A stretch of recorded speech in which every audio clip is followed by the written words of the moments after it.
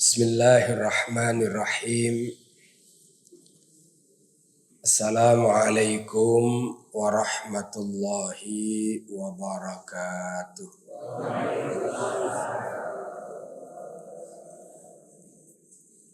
Alhamdulillahi rabbil alamin.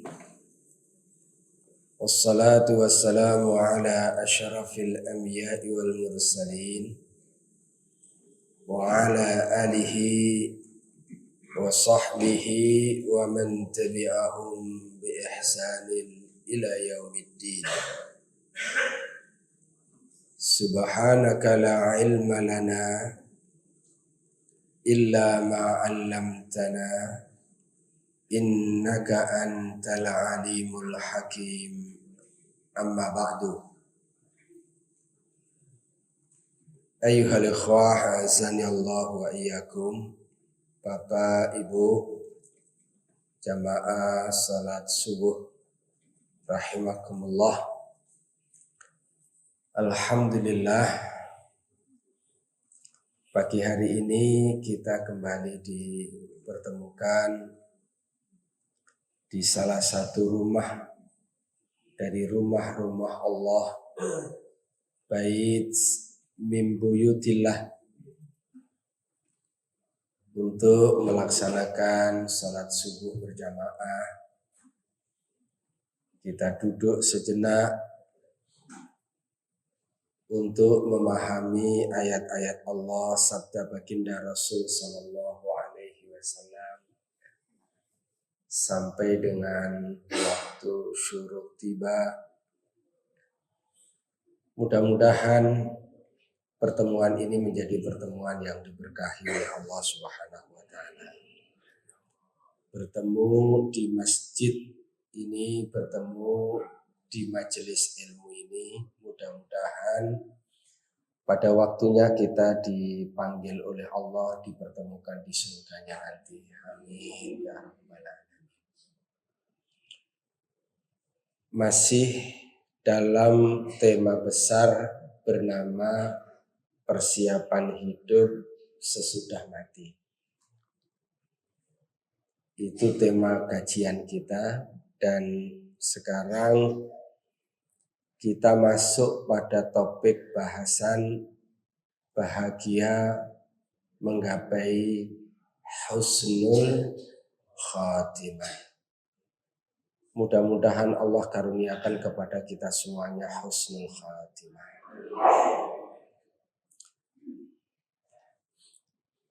Bapak dan Ibu yang berbahagia, kita akan awali dengan apa yang disebutkan oleh baginda Rasul sallallahu alaihi wasallam dalam sebuah hadis yang diriwayatkan oleh Imam Al-Bukhari, di mana baginda Rasul bersabda, innamal a'malu bil khawatimi. Sesungguhnya amal itu tergantung dengan pamungkasnya, penutupnya. Bapak Ibu akrab dengan hadis Nabi yang lain, innamal a'malu binniyat. Sesungguhnya amal itu tergantung dengan niatnya. Kita tidak boleh melupakan hadis ini. Ternyata Rasul sallallahu alaihi wasallam bersabda, innamal a'malu bil khawatimi. Ini harokatnya salah. Sesungguhnya amal itu tergantung di penutupnya. Kalau yang tadi tergantung di niatnya, berarti di awal dia. dan itu betul. Ya. Apakah amal kita ini diterima atau tidak, ya, di sisi Allah Subhanahu wa Ta'ala tergantung niatnya. Tergantung niatnya. Sedekah niatnya untuk apa? Ngafal Quran niatnya untuk apa? Niatnya untuk siapa?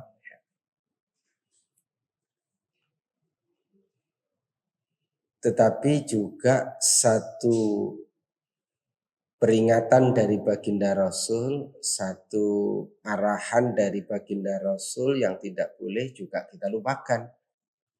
Bahwa sesungguhnya amal itu tergantung dengan penutupnya. Bapak dan Ibu, kalau kita baca hadis ini, tumbuh di kita ini khauf di satu sisi, rasa takut, dan juga roja di sisi yang lain, penuh harap.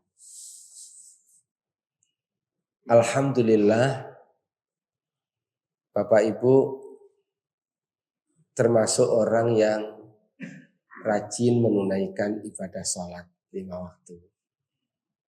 Bahkan bapak-bapaknya insya Allah mudah-mudahan disiplin berjamaahnya di masjid. Tapi ada rasa takut di dalam diri nih. Akankah kedisiplinan seperti ini, akankah dekatnya hati ini dengan masjid itu akan terus ada pada diri kita sampai pada waktunya Allah mencukupkan kita untuk hidup di dunia ini? Atau na'udzubillah min dzalik, ketika sudah berada di ujung dari perjalanan kita di dunia, jangan-jangan berbelok. Apakah ada? Banyak. Disitulah muncul rasa takut. Sementara Rasul sendiri mengatakan amal itu tergantung di pamungkasnya, di penutupnya.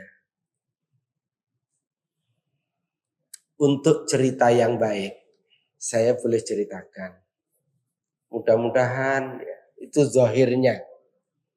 Mudah-mudahan zahirnya itu pula yang sejatinya. Ada jamaah umroh, Pak. Dia bukan orang pesantren. Dia bukan juga orang yang ceramah agama. Dia seorang pengusaha. Tapi Masya Allah, dermawannya itu. Dia sangat mudah mengeluarkan dari kantongnya. Baik untuk kalangan fuqara, masakin, untuk dakwah, untuk fisabilillah, insya Allah. Umroh lagi di Madinah, ya. Dia terasa agak kurang sehat. Tapi karena orang ini memang hatinya ini terpaut sekali dengan masjid. Seorang pengusaha, tapi kalau sudah waktunya sholat, sudah ada panggilan azan, ditinggalkanlah semua aktivitasnya, dia penuhi panggilan azan, dia ke masjid. Dia memang sakit, tapi hatinya itu tetap ingin ke masjid. Dan alhamdulillah sang istri memberikan semangat berangkat. Akhirnya dengan agak tertatih berangkatlah dia ke masjid. Karena jalannya agak pelan, karena kurang sehat, terlambat dia. Dapatlah dia di soft, di bawah payung. Lewat pintu 22, 23 situ. 21, 22 situ. Bawah payung, duduklah sholat di situ. Masya Allah. Oh Pak. Setelah sujud di paling akhir sholatnya, dia nggak bangun lagi. Sujud di rakaat terakhir, dia nggak bangun lagi. Dia menemui ajalnya dan dimakamkan di kuburan pagi. Insya Allah. Saya dapat melihat itu, cerita itu ngiri. Saya temuin istrinya, saya bilang, kalau lihat wafatnya, dengar wafatnya bapak, saya bilang, mungkin namanya ditinggal suami, sedih wajar. Tapi keadaan wafatnya itu saya kira harus membuat kita bahagia. Justru kita harus ngiri. Akankah kita mendapatkan kesempatan seperti dia? Itulah zahirnya kita mengatakan husnul khatimah. Mudah-mudahan semua kita husnul khatimah. Betapapun dosa yang banyak kita lakukan, setumpuk apapun perbuatan buruk yang pernah kita lakukan, di dalam Islam kalau kita baca ini akan muncul roja, penuh harap. Yang sudah banyak amal solehnya, ya, harus tumbuh rasa takut. Ya, saya memang rajin ke masjid. Akankah saya mengakhiri perjalanan hidup saya dengan juga rajin ke masjid? Ya, saya rajin sedekah. Apakah saya akan mengakhiri hidup saya dengan rajin sedekah? Ya, saya akrab membaca Quran. Dengan Al-Quran, apakah saya akan mengakhiri hidup saya dengan membaca Quran? Muncul rasa takut, dan itu mudah-mudahan akan memandu diri kita menuju ke akhir yang baik. Tapi kalau kita punya masa lalu yang buruk, ya, berbagai kemaksiatan, kemungkaran pernah kita lakukan.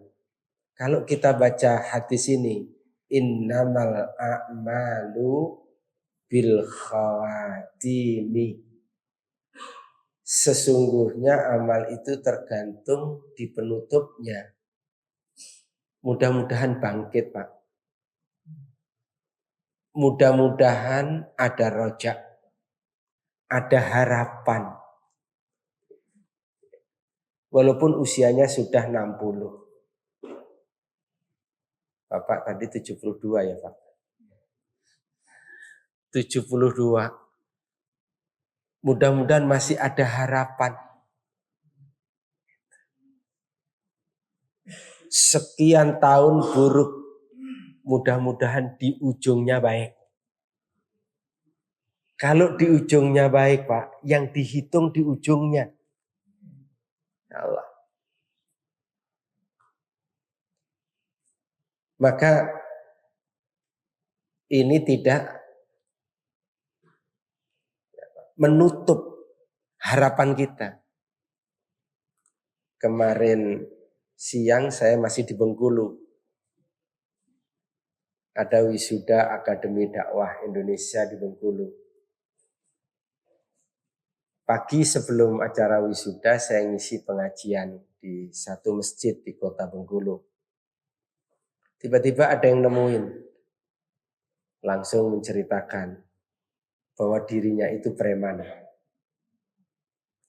Preman. Ceritalah luka di tubuhnya ini. Berapa kena sayatan pisau dan lain-lain.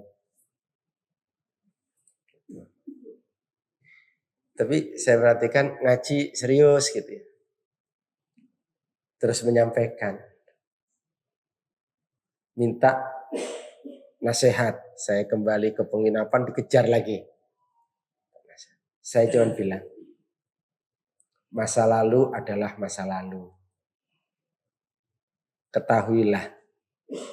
Ya. Nabi kita itu mengatakan innamal a'malu bil khawatimi. Insya Allah tidak ada sesuatu yang terlambat sampai betul-betul Allah panggil kita. Insya Allah semangat dia. Semangat. Dan dia bilang, saya punya nama. Tapi ada orang menyebut saya dengan nama Umar. Karena orangnya berani. Saya bilang, sekarang saya akan menyebut juga Anda sebagai Umar. Saya bilang, ya Umar. Mudah-mudahan Bapak nanti seperti Umar bin Khattab. Nangis dia. Semangat dia. Insya Allah. Baik. Inilah hadis yang mengawali pembahasan kita ini. Dan kita kemudian mengenal istilah husnul khatimah. Maka Bapak dan Ibu yang berbahagia. Jangan terlepas dua hal ya. Ini pesan pertama untuk diri saya sendiri nih. Untuk kita semua. Satu bernama apa tadi? Khauf. Khauf itu apa khauf?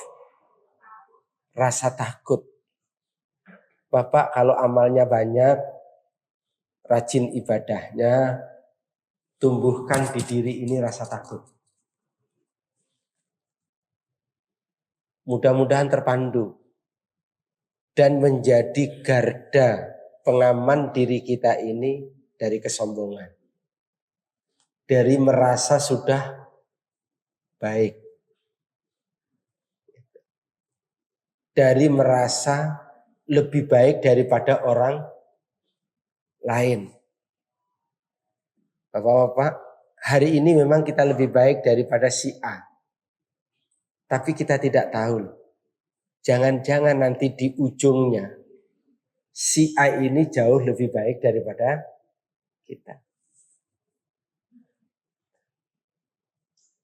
Dan itu banyak kisah dari kalangan para sahabat Rasulullah Shallallahu Alaihi Wasallam. Yang kedua, apa yang kedua? Roja. Apa roja?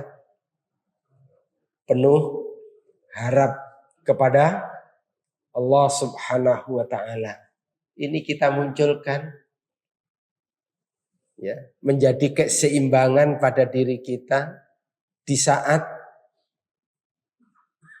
kita ini mungkin mengingat masa lalu, kok rasa-rasanya putus asa. Dengan keadaan ini kok sepertinya. Kita baca hadis ini, kita tumbuhkan roja. Mudah-mudahan Allah masih kasih kesempatan sama kita. Ya.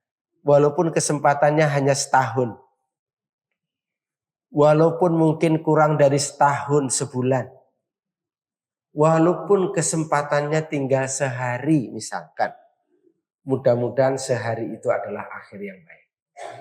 Itu harapannya. Baik, Bapak dan Ibu yang berbahagia, Rasulullah Shallallahu Alaihi Wasallam berdasarkan hadis yang diriwayatkan oleh Imam Ahmad, Imam At-Tirmidzi dengan derajat hadis yang sahih dari sahabat mulia Anas bin Malik radhiyallahu anhu. Rasulullah Shallallahu Alaihi Wasallam bersabda, "Idza aradallahu bi 'abdihi khairan ista'malahu."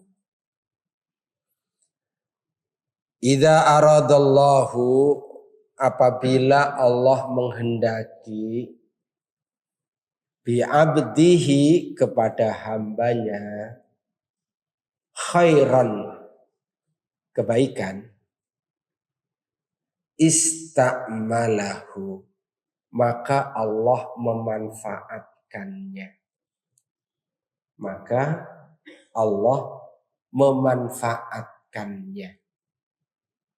Qalu, para sahabat itu bertanya, kaifa yasta'miluhu? Bagaimana Allah akan memanfaatkannya? Yang dimaksudnya apa sih? Allah memanfaatkannya itu maksudnya apa ya Rasulullah SAW? Qala, menjawab baginda Rasul sallallahu alaihi wasallam, yuwaffiquhu li amalin salihin qabla mautihi. Allah akan memberinya taufik untuk beramal soleh sebelum dia meninggal.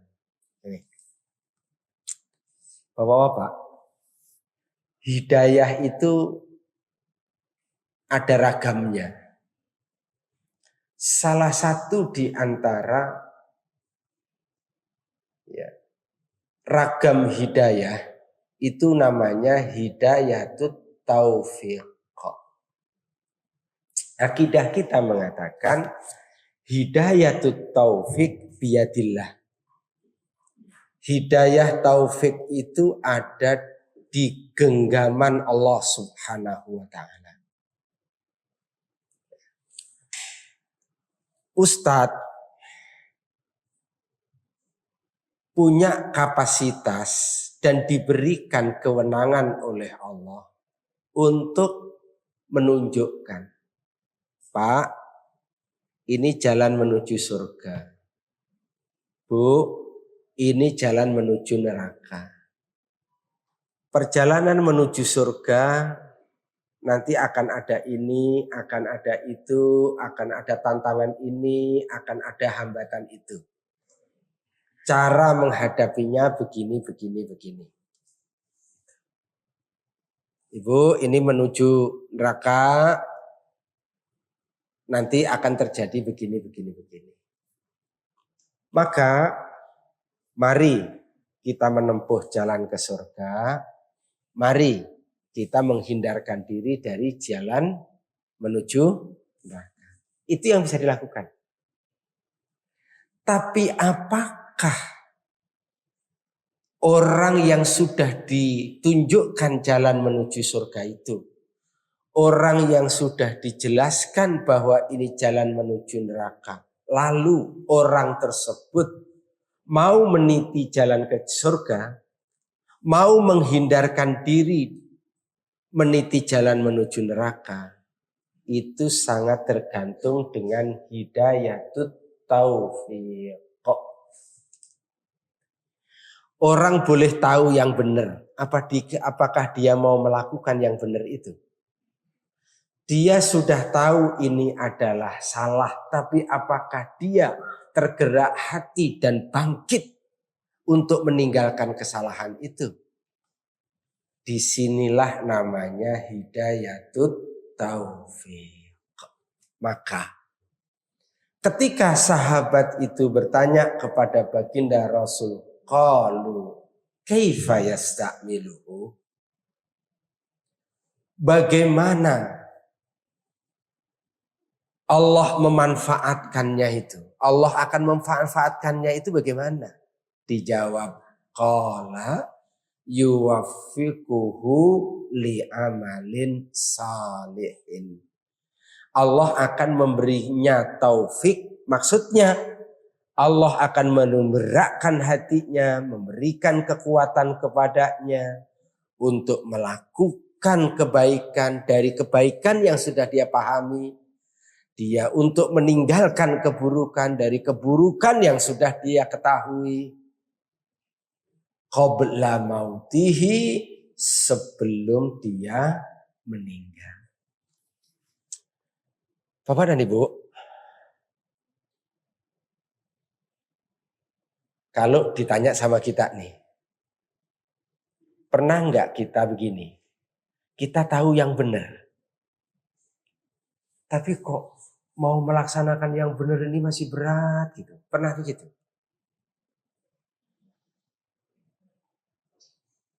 Tahu ya bahwa Allah itu ridho loh kalau kita melakukan begini-begini. Allah itu senang loh kalau kita melakukan begini-begini. Tapi diri kita ini enggak juga bergerak untuk melakukan yang diridhoi dan dicintai oleh Allah. Pernah ngalamin itu? Sebenarnya tahu ya, kalau orang bersedekah itu enggak bakalan hilang ya. Tapi ngerogoh kantong nih loh ya. Ini ada 100.000, ini ada 50.000, ini ada 20.000, ini ada 10.000, ini ada 5.000. Gitu. Ditarik pertama itu ya 100.000 sebenarnya. Tapi tangan ini mau ngeluarin 100.000 kok.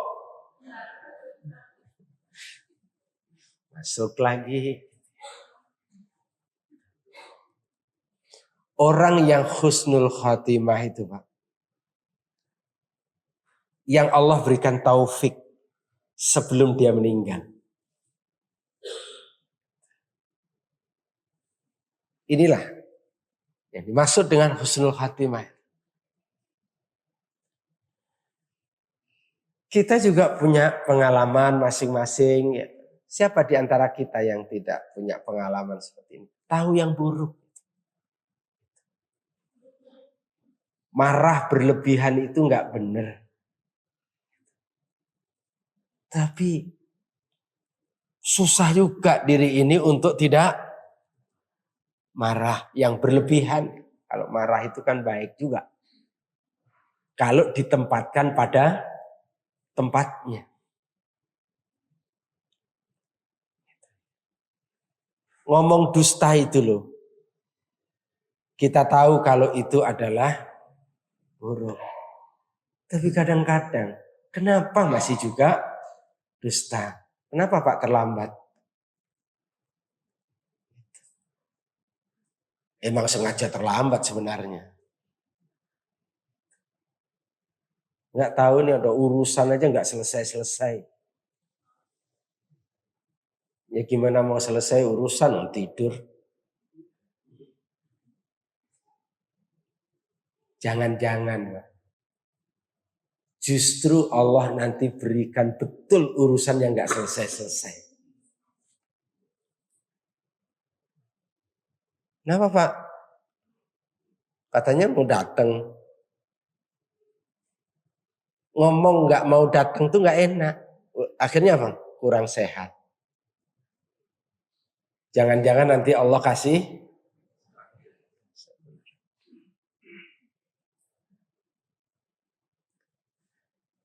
tahu itu nggak benar, tapi husnul khotimah itu adalah tadi itu Pak. Qabla mautihi, sebelum orangnya itu meninggal, yuwaffiquhu li'amalin salihin. Allah kasih taufik kepadanya. Untuk apa? Untuk dia beramal saleh. Insyaallah Betapa bahagianya Pak ya. Kalau ujung kita ini menjadi ujung yang baik. Bapak masih ingat, saya kira sering diperdengarkan di sini, 3 orang yang dikenal sepanjang hidupnya seolah-olah dia ini ahlul jannah. Karena kasat mata manusia melihat, tapi manusia tidak mampu melihat gimana hatinya. 1, dia adalah orang yang dikenal dengan qari'ul Quran. Ahli Quran, Pak. Jangan-jangan setiap MTQ dialah juaranya. Dikenal sebagai ahli Quran. 2, dikenal sebagai orang yang sangat dermawan. Udah kaya, sering berbagi. 3, menghabiskan waktunya jihad di medan perang. Dikenalah dia sebagai seorang pahlawan. Tapi apa yang terjadi? Di kemudian hari, 3-tiganya dihempaskan ke jurang api neraka.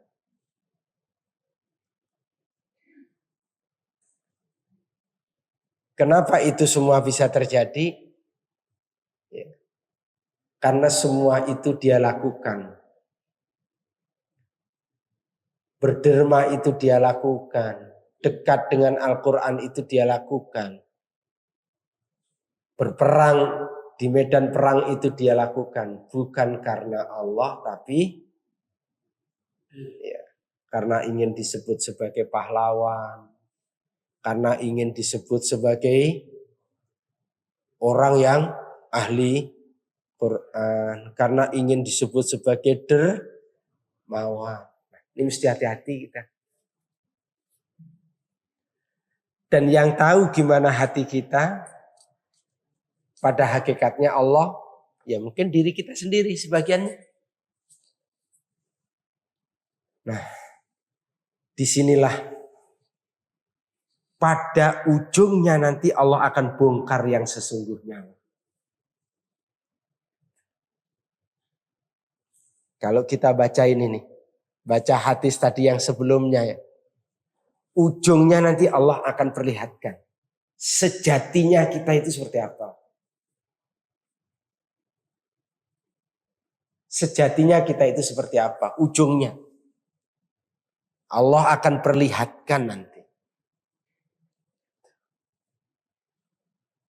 Nah, sekali lagi. Inilah yang membuat ya di satu sisi kita ini bahagia. Alhamdulillah, Masya Allah. Ini Masjid Al-Ikhwani. Ini subuhnya tiap hari kayak begini ya. Masya Allah ini ya. Ini kalau masjid semua kayak begini nih, Masya Allah. Gampang ngalahin Yahudi nih, Mak. Lebih penuh masjidnya. Masya Allah. Walaupun yang hadir ini sesepuh dan ini kayaknya udah pada mau maghrib semua nih lihat.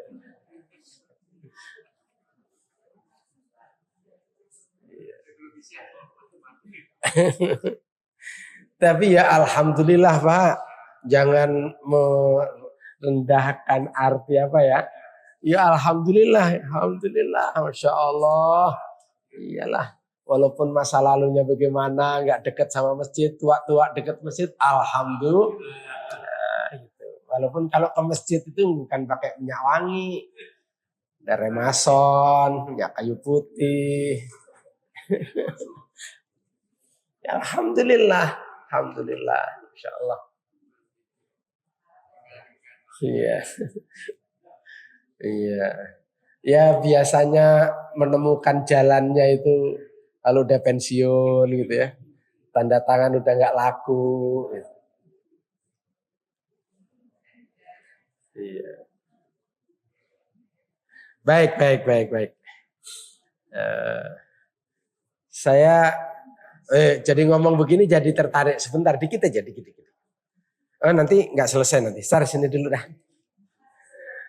Khawatir nanti nggak kelar. Saya suka mau kebelok nih. Baik, sini dulu. Bapak Ibu yang ketiga nih. Ini masih mukadimah ya. Nanti kita lanjutkan. Ini masih mukadimah nih. Yang ketiga nih. Bapak Ibu saya yakin sering dengar ini. Apalagi bapak-bapaknya. Semoga Jumatannya nggak tidur lagi khutbah. Berangkat Jumatannya doanya bismika Allahumma.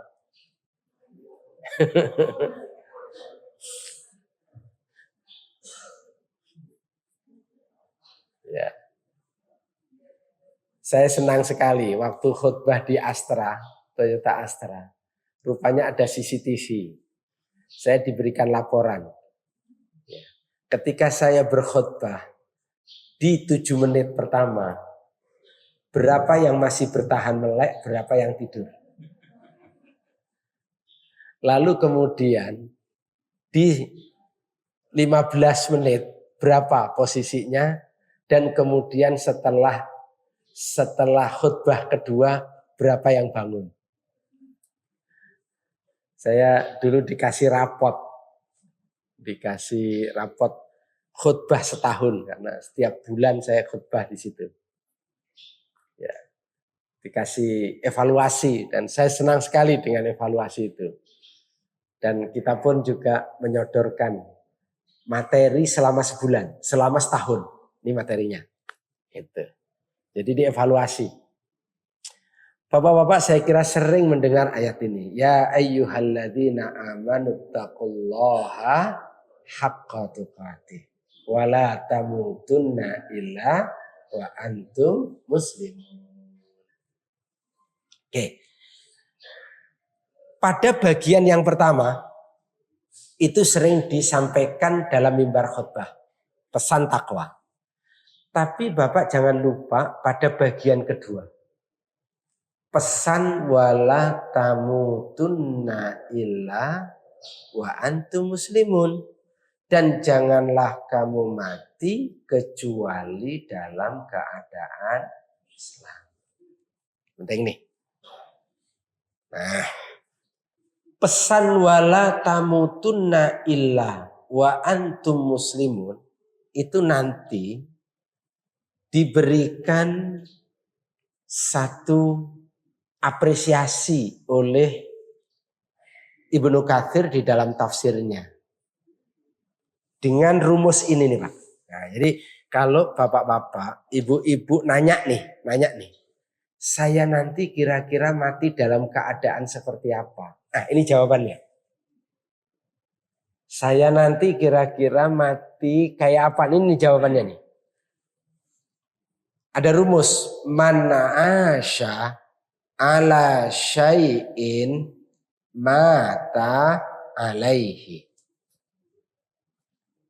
Barang siapa yang hidup dalam satu keadaan, mata alaihi, maka ia akan dimatikan dalam keadaan seperti itu. Bapak, hari-hari ini kita lebih senang dengar dentuman musik dangdut,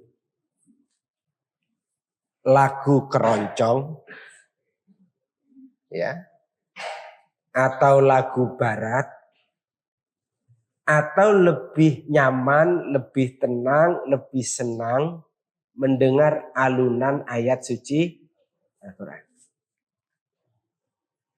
Monggo dijawab masing-masing. Bagaimana saya akan mengakhiri hidup? Nah, itulah jawabannya. Saya akan mengakhiri hidup itu kira-kira yang saya akan ingat apa? Diri kita itu akan menjawab, akan muncul. Kalau hari-hari senang kita itu memang dengar musik, maka sangat boleh jadi kita akan diwafatkan oleh Allah, akan dalam keadaan sakaratul maut, dengan mengenang musik dan menikmati musik.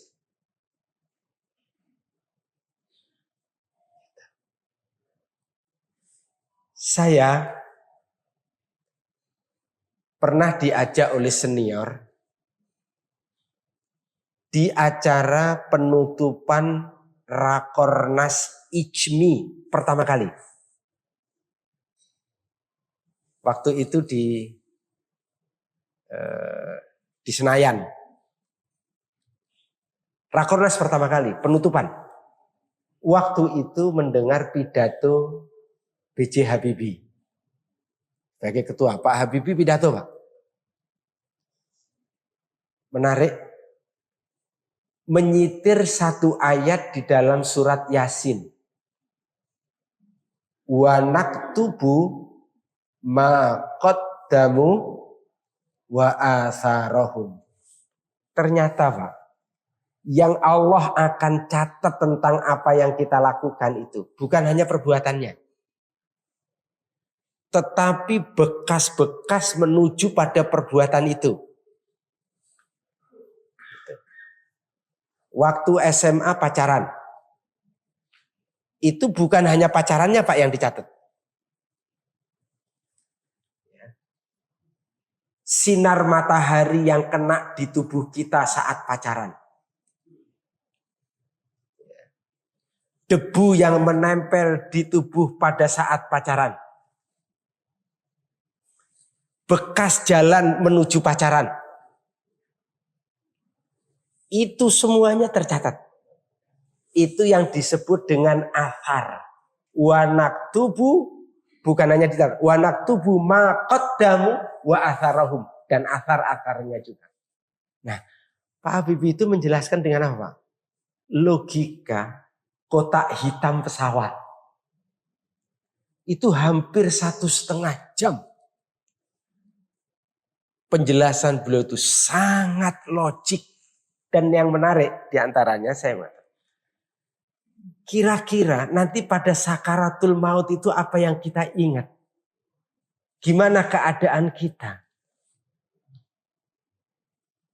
Itu adalah memori yang selama ini menumpuk dan akan muncul itu. Nanti pada saat itu. Kalau hari-hari itu, Pak, yang dipikirin duit saja. Yang dipikirin itu harta saja. Jabatan saja. Nanti pada sakaratul maut itu yang diingat jabatan tuh.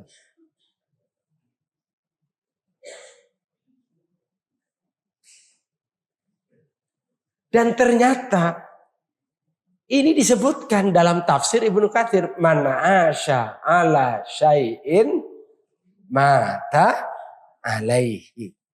Barang siapa yang hidup dalam satu keadaan, maka dia akan dimatikan oleh Allah dalam keadaan itu. Ini waktu sudah mau habis, saya ingin sebut begini. Pertanyaannya begini sekarang. Gimana kalau saya sudah punya masa lalu? Gitu kan ya. Ini kalau disebutin zaman SMA, jangan-jangan gimana Pak kira-kira? Waktu SMA di masjid apa di mana? Ya Allah. Waktu menjabat, ini dokumen nih. Ini tak tanda tangani, nggak tanda tangan ya. Tapi kalau saya nggak tanda tangan, kapan nih ganti Avanza ke Innova nih? Tapi kalau tanda tangan, kayaknya nggak boleh nih. Akhirnya tanda tangan juga Pak. Bismillah, astagfirullah. Bismillah, astagfirullah. Tanda tangan juga tuh akhirnya.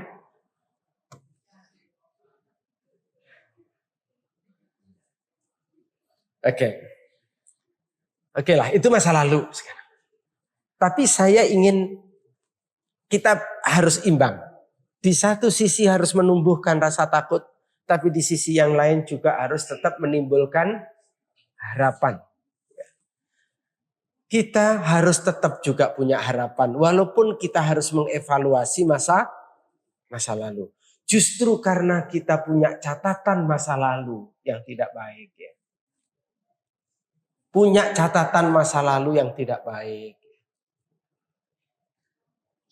Ibu ngomel mulu sama suami. Ya. Waktu masih susah-susah ngomel mulu. Hobi katanya, no. Kata bapak-bapak. Bapak-bapak mengkhianati kesetiaan istri ketika keluar kota.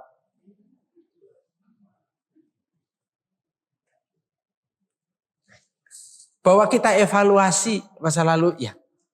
Tapi kita tetap juga harus punya harapan. Innamal a'malu bil khawadimi. Amal itu tergantung di pamungkasnya. Sekarang adalah tinggal sisa berapa waktu kita. Waktunya tinggal berapa. Oke, masa lalu ayo kita tutup. Kita kemudian meniti. Mudah-mudahan masuk memori yang baik pada diri kita. Ya, memorinya masjid, memorinya kejujuran, memorinya Allah, memorinya taat Rasul, memorinya istighfar, memorinya muncul masuk dalam. Mudah-mudahan kalau 1 tahun lagi kita harus mengalami sakaratul maut, mudah-mudahan yang muncul memori yang baik itu. Dan mudah-mudahan kita meraih husnul khatimah. Bapak dan Ibu, sepertinya kita cukupkan. Walaupun belum selesai. Saya nanti diingatkan sama komandan. Insya Allah kita lanjutkan di bulan yang akan datang.